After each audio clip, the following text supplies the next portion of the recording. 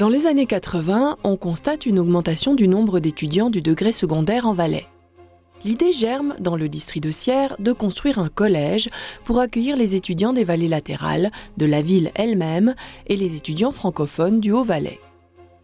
Le préfet du district, Charles-André Monnier, part en bataille et le gouvernement accepte en 1985 le principe d'une décentralisation de l'enseignement secondaire.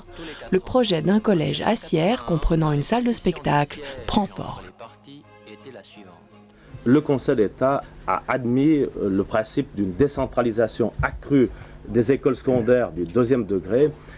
Pour ma part, je pense qu'un collège se justifie ici à Sierre avec un ou deux types de maturité. La commune de Sierre achète opportunément une parcelle auprès de la Fondation de Preux, parcelle composée d'un grand périmètre de vignes bâti en son milieu d'une maison rose. Jugé adéquat, le site fait l'objet d'un concours d'architecture pour ce nouveau collège. C'est le bureau Christian Beck qui remporte la mise.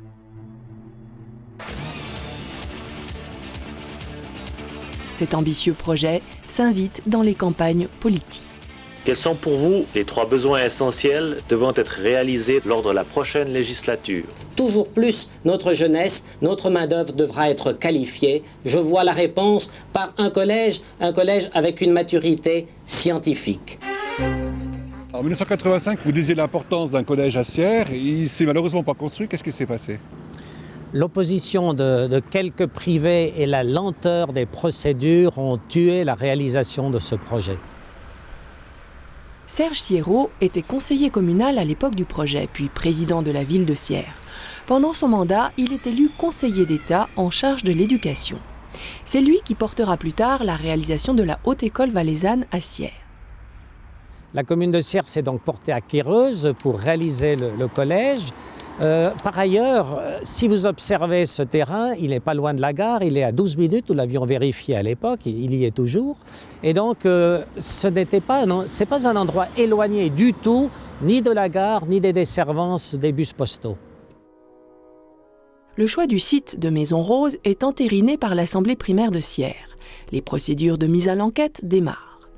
Mais la commune avait sous-estimé l'attrait artistique de ce lieu, maintes fois illustré par des artistes peintres renommés.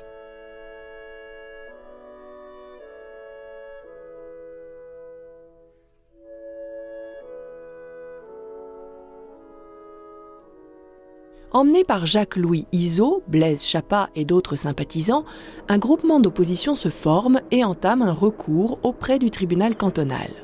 Les milieux artistiques se mobilisent pour la sauvegarde du site, ne mâchant pas leurs mots.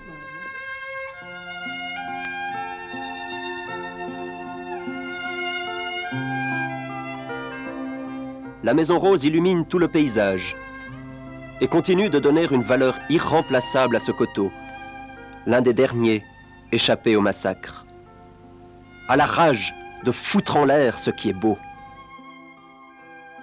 Vous pensez quoi de ces propos? Ils sont cohérents, ils sont peut-être un peu durs, mais ils sont cohérents. On a un très beau site, un endroit comme il n'y en a pas beaucoup d'autres, préservé à Sierre. Gaëtan Cassina est professeur honoraire d'histoire de l'art à l'Université de Lausanne. Il a une parfaite connaissance de l'art monumental de la région et est très impliqué dans la conservation des demeures historiques. C'est un endroit qui a dû séduire parce que vous avez ces effets de couleur, de lumière, de contraste, mais pas trop vif, entre le vert de la nature, le rose de la maison, et qui semble-t-il à inspirer, et pas toujours également, mais à inspirer tous ces artistes. Les protecteurs de la Maison Rose multiplient démarches et recours. Mais le projet se poursuit. Le Parlement accepte un crédit de 11,8 millions sur les 24 que coûtera la construction. Le projet avance au ralenti, la politique s'en mêle, les débats au niveau communal s'enveniment, le sentiment général est que les choses traînent. Maintenant, c'est d'obtenir ce collège que semble nous refuser la majorité qui gouverne dans ce canton. C'est simplement parce que le département en question n'avait pas préparé ce dossier. Ça, c'est ce qui m'a été affirmé, Oui, mais M. qui vous l'a Guido. affirmé, Mais voyons. un conseil d'État, M. Guido. Oui, Alors, mais si je vais vous croyez prendre... les conseillers d'État qui viennent vous promettre dans vos assemblées à Sierre qu'ils soutiendront le collège et puis qui ensuite refusent de mettre l'objet à l'ordre du jour de la session parlementaire, à ce moment-là, vous croyez dans des illusions. Le crédit accordé par le Parlement atteint la limite du référendum obligatoire. Le conseiller d'État Bernard Comby craint cette votation populaire et propose la suppression d'une aile. Bernard Bornet déplore rageusement ce redimensionnement qui permettrait toutefois de ramener le budget en dessous de l'obligation de vote. Ça réduit les coûts, je n'entre pas dans ces questions de référendum financier et tout ça. Dans ce rapport, on lit « Le programme de construction remanié permet de réaliser un centre suffisant pour accueillir la population scolaire attendue et d'y donner l'enseignement dans de bonnes conditions. » Bernard Bornet s'oppose à Bernard Comby. Il ne veut rien entendre d'une solution au rabais. Il est confiant dans la volonté populaire, ce qui nous vaut de belles altercations. Monsieur Comby n'est pas seul le gouvernement. Nous sommes 5. Et chacun a le même poids. Et lorsque, en 1985, on a pris la décision de base, je suis de ceux qui ont été favorables à cette décision. Mais je ne veux pas d'un collège tronqué, d'un collège au rabais. Je veux pas une étiquette, mais un vrai collège, et je le maintiendrai jusqu'au bout. Est-ce que dans une votation populaire, cantonale, le peuple aurait refusé ce projet? Je n'en suis pas sûr du tout. Et finalement, cette aile n'a pas été supprimée et le projet a été maintenu tel quel. Une fois la réélection passée, le débat s'apaise. La version à nouveau complète du collège s'impose. C'est sans compter la pugnacité des opposants, qui multiplient les actions, les recours et une exposition de sensibilisation. La Maison Rose évoque pour moi un potentiel créatif.